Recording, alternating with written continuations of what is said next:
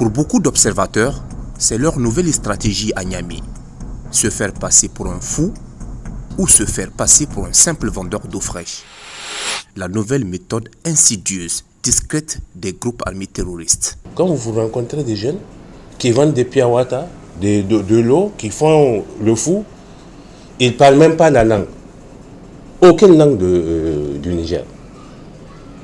Donc c'est l'occasion d'attirer l'attention des populations. D'où il faut renouveler les brigades de veille sur tous les carrefours. Et au-delà du carrefour là, les forces armées font déjà de leur mieux. Mais ils ont besoin de soutien. Et le soutien, ce n'est pas seulement sortir crier. C'est de scruper le territoire, fouiller, regarder un peu partout, voir ce qui se passe et rendre compte immédiatement. Dans ce contexte, une chose reste essentielle, la vigilance. Une vigilance collective renforcée par la mobilisation générale décrétée au Niger. Plus que jamais, chaque citoyen devient un acteur clé du dispositif de sécurité, un relais indispensable face à une menace qui, désormais, avance masquée. Si nous sommes déterminés, honnêtement, c'est maintenant même.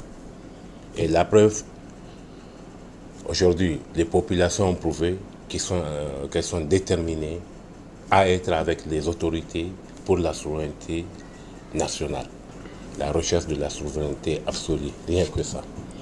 Et je pense qu'à partir de là, tout le monde est conscient des enjeux géopolitiques qui se présentent actuellement face aux États de l'AES. Et tout ce que nous souhaitons,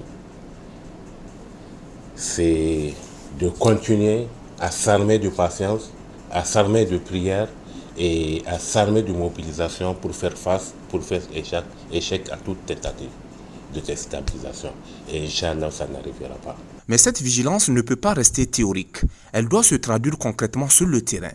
Les brigades de veille, qui s'étaient multipliées dans les rues de la capitale, notamment au niveau des grandes artères et des ronds-points, doivent reprendre pleinement leur place.